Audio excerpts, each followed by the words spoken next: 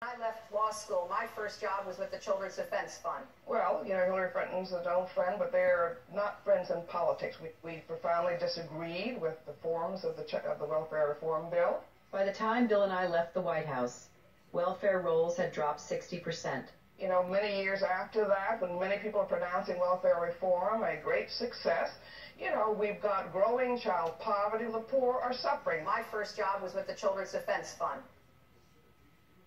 Then they'd have to talk about the Clintons' past. The same Confederate flag Bree Newsom took down from above the South Carolina State House represents the exact same slave-owning and traitorous Confederacy for which Bill Clinton signed a resolution stating that the highest star on the Arkansas flag represented. To this day, they still have an official Confederate Flag Day. And not only did Bill and Hillary never say anything about this, but for 12 years, they celebrated the Confederacy too. I wouldn't want to talk about my past either if I were them. We just had the tape. You just said that I complimented the Republican ideas. That is not true.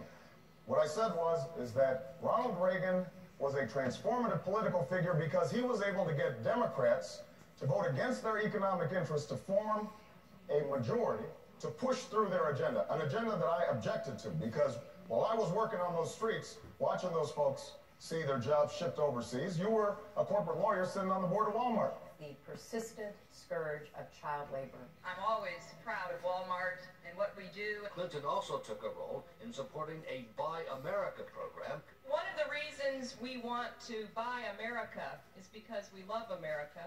Walmart continued to get most of its products from overseas during its Buy America program, including from this factory in Bangladesh that used 11 and 12-year-old girls.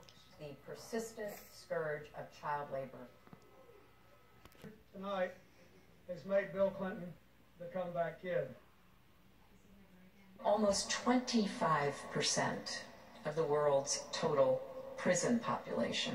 The numbers today are much higher than they were 30, 40 years ago. This bill would have put more police on the street, would have locked up violent offenders so they never could get out again, would have given more prison construction money. And soon, Democrats began competing with Republicans to prove they could be even tougher on them.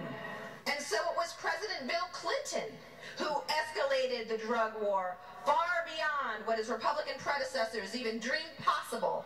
And it was President Clinton that championed laws denying federal financial aid to drug offenders for college. It was President Clinton who championed laws banning people with criminal convictions from access to public housing so that people wouldn't have housing upon release from prison. It was the Clinton administration that championed laws denying even food stamps under federal law to people who were once caught with drugs. To a large extent, the basic architecture of this new caste system was championed by a Democratic administration desperate to win back the so-called white swing voters, the folks who had defected from the Democratic Party in the wake of the civil rights movement.